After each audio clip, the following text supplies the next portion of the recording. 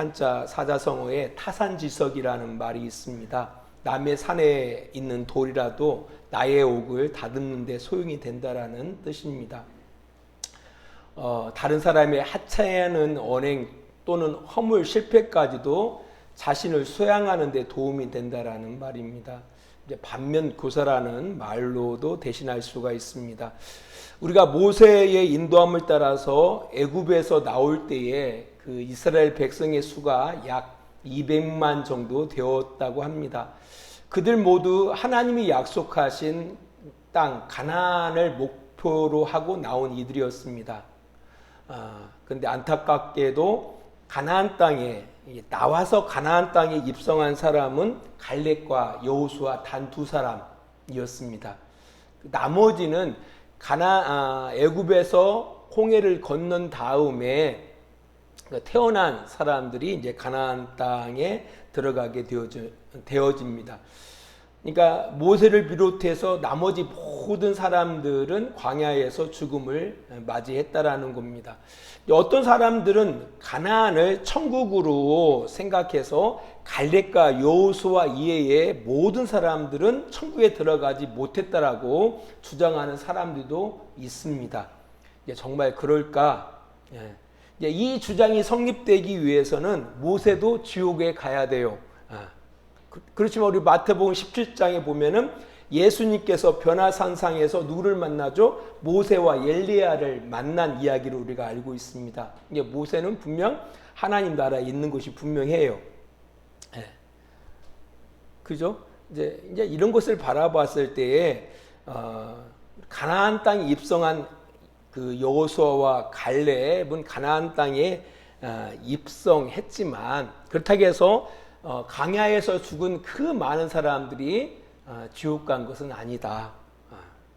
이제 또 한 가지 예를 들어서 가나안 땅에 입성한 그들 역시 또 하나님 앞에 범죄하잖아요. 그래서 우리가 사사기나 또 그 뒤에 그 여호수아 사사기 열왕기 상하를 바라보면은 결국 그들이 가나안 땅에서 하나님의 앞에 범죄해서 아수르에 의해서 또한 바벨론에 의해서 결국 추방당한 이야기를 우리가 알 수가 있다라는 겁니다. 그런 차원에서 바라보면은 이 가나안 땅, 그러니까 이스라엘 백성들이 애굽에서 나와서 홍해를 건너고 광야를 지나서 가나안 땅에 들어가는데 그 가나안 땅이 우리가 천국으로 이렇게 그 견주어 생각하는 것은 좀 무리가 있다라고 생각하시면 될 것 같아요. 그래서 그 가나안 땅을 천국으로 비유하는 것은 좀 옳지 않다. 그리고 사실 많은 사람들은 땅에 관심이 많잖아요. 한국 사람들은 특별히 더 그런데 그런 부분들을 바라보면은 어떤 그 땅에 관심이 있는 사람들의 이야기인 것 같아요. 그러니까 그 천국이라는 곳, 이게 성도들이 궁극적으로 들어가야 할 천국이 있잖아요. 그 천국에 너무 관심을 갖다 보니까 이 가나안 땅을 천국으로 이렇게 견주어서 이렇게 해석하는 사람들이 있는데 전혀 설득력 있어 보이지는 않는다라는 겁니다.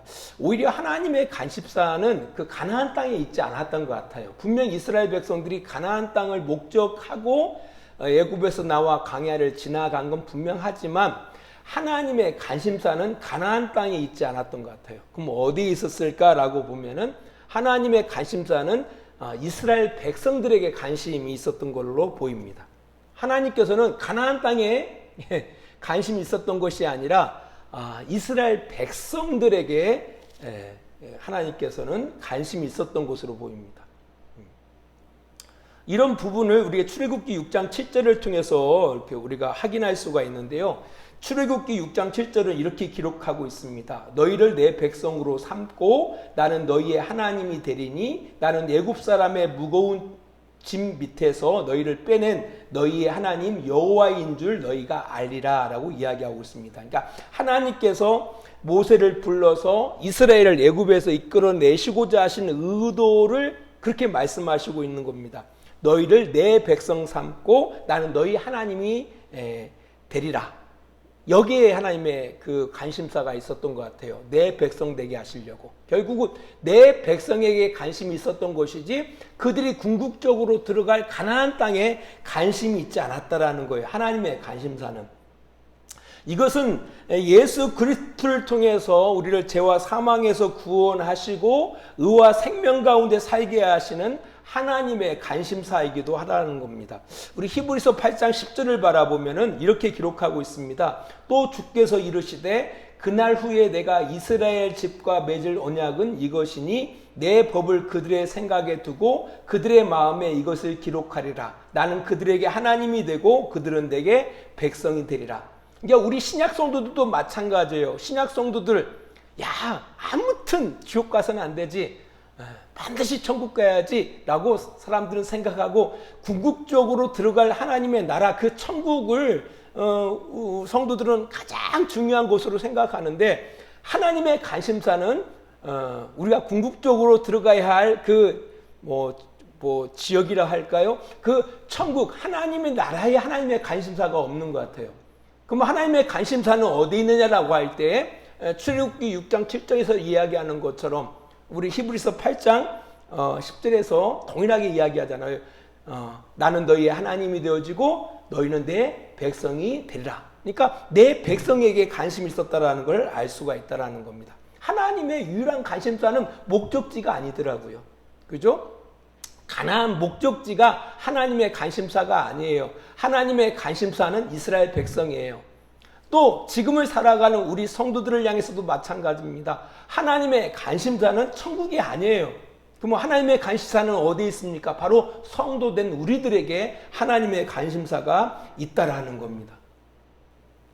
하나님의 관심사. 그러니까 나는 너희의 하나님이 되어지고 너는 내 백성이 되어지는 거죠. 내 백성. 하나님의 백성은 당연히 어떻게 살아가요? 하나님의 말씀대로 살아가는 거죠. 하나님을 닮아가는 거죠. 하나님을 기뻐하면서 살아가는 것이죠. 바로 여기에 하나님의 관심사가 있다라는 겁니다. 이렇게 생각해 보면은요, 성경의 모든 이야기들은 단순한 어떤 이야기를 넘어서 사실 지금을 살아가고 있는 하나님의 백성된 우리들에게 다 소중한 교훈들이 된다라는 것을 알 수 있다라는 겁니다. 시간은 한참 지났지만 최근에 성경에서 보면 가장 최근에 기록된 것이 요한계시록 아닙니까? 또 앞으로 쭉 가다 보면은 지금으로부터 3,500년 전에 그런 이야기들이 성경에 기록되어 있어요. 하지만 그 이야기들은 다 우리들에게 뭐가 되어진다라는 겁니까? 다 교훈이 되어진다라는 거죠. 제가 설교를 준비하면서 그런 생각이 들어갔어요. 2021년 우리가 참 실패한 것 많잖아요. 넘어진 적도 많고. 근데 2022년 새로운 해를 맞이해서 2021년을 왔다 싹 지우고 지게로 깨끗하게 지우고 새로운 새를 이게 맞이한다라는 것보다 더 중요한 것은 2021년도에 우리가 좌절하고 넘어지고 상처도 받고 여러 가지 많이 오만 가지 그런 경험들을 했잖아요. 오히려 2022년도가 우리에게 더 희망찬 22년도가 되기 위해 한다라면은 그 실패, 그 좌절을 갖다가 어떻게 반면교사 삼아서 이것을 통해서 우리가 좀 더 변화되어지는, 그죠? 변화되어지는 그런 우리 2022년을 맞이할 때 그것이 진짜 새로운 해이지 않을까라는. 그러니까 이걸 지구로 깨끗하게 지우고, 그러니까 2021년도 아무튼 좋은 기억이든 나쁜 기억이든 모든 걸 깨끗하게 그냥 없애버리고 아무 생각 없이 새로운 22년을 맞이하는 것이 지혜롭고 복된 것이 아니라, 우리 2021년도에 우리가 참 허물도 많고, 그리고 우리의 허물들 때문에 우리가 얼마나 많은 사람들에게 상처를 줬어요? 우리의 죄악들 때문에 얼마나 많은 사람들에게 고통을 줬어요? 그런 것들을 갖다가 안고 내가 이렇게 했더니 상대방들이 불행해하고, 이렇게 했더니 상대방들이 힘들어하고 고통을 받는 거구나 라고 그걸 바라보면서 그걸 반면교사 삼아서 그걸 교훈 삼아서 새로운 22년을 갖다가 맞이할 때 이것이 참으로 지혜롭고 복된 새해를 맞이하는 것이지 않겠느냐라는 그런 생각이 들어가더라고요. 그러니까 뭐 우리 성경도 다 그런 거죠. 성경도. 그래서 디모데후서 3장 16절 17절을 바라보면은 모든 성경, 하나님께서 우리에게 주신 성경이라는 것이 별로 그런 목적을 두고서 우리에게 성경을 주시고 있다라는 거죠. 이게 성경의 이야기를 바라보면 뭐 실패한 이야기도 있고요, 성공한 이야기도 있고요, 상처받는 이야기도 있고요, 오만 잡다한 이야기들이 있거든요. 인간이 살아가면서 그 이야기들이 다 우리에게 뭐가 된다라는 겁니까? 우리가 하나님의 사람으로 살아가는 데 있어서 교훈이 된다라는 거죠.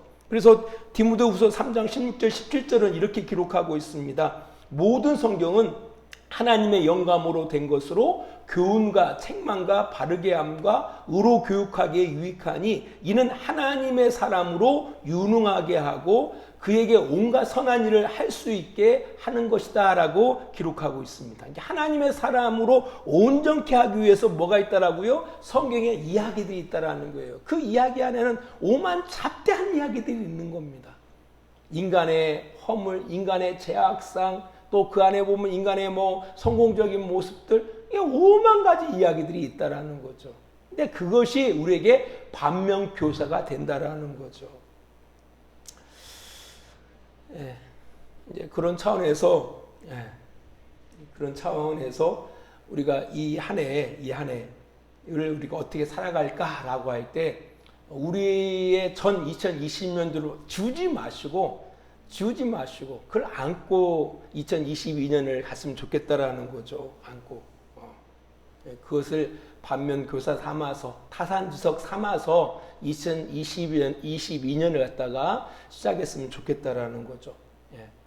또 성경도 마찬가지고요. 성경의 그런 이야기들을 통해서 이게 옛날 이야기가 아니라 참으로 지금을 우리가 지혜롭게 살아가고 지금을 보다 복되게 살아가는 데 있어서 매우 유익한 그런 말씀드림을 우리가 기억하고 2022년을 우리가 지났으면 좋겠다라는 그런 마음, 그런 생각으로 오늘 말씀을 전합니다. 잠깐 기도하겠습니다. 하나님 감사합니다. 2021년 허물 많고 또 하나님 뜻을 떠나서 많은 사람들에게 상처 들고 고통을 주면서 살아온 그런 우리의 모습들을 보게 되어집니다. 그것을 지우지 않기를 원합니다. 우리의 허물로 인하여, 우리의 죄로 인하여 우리가 얼마나 많은 사람들을 힘들게 했는가, 고통스럽게 했는가, 마음 아프게 했는가를 반면 교사 삼아서 다시금 그 죄를, 그 허물을 먹고 마시지 않도록 2022년도를 좀 각오하고 보다 나은 삶을 꾸려나갈 수 있는 우리들이 되어지기를 원합니다. 또 성경의 그런 많은 이야기들을 통해서도 그 성경의 이야기를 우리의 반면교사로 삼아서 타산지석으로 삼아서 보다 더욱 나은 그 성도의 삶을, 합당한 삶을 꾸려나가는 2022년도가 되어질 수 있도록 주님 도와 주시옵소서. 그런 귀한 성도들의 삶이 펼쳐질 수 있도록 하나님께서 우리 성도들의 삶을 간섭하여 주시옵소서. 예수님 거룩하신 이름으로 기도합니다. 아멘.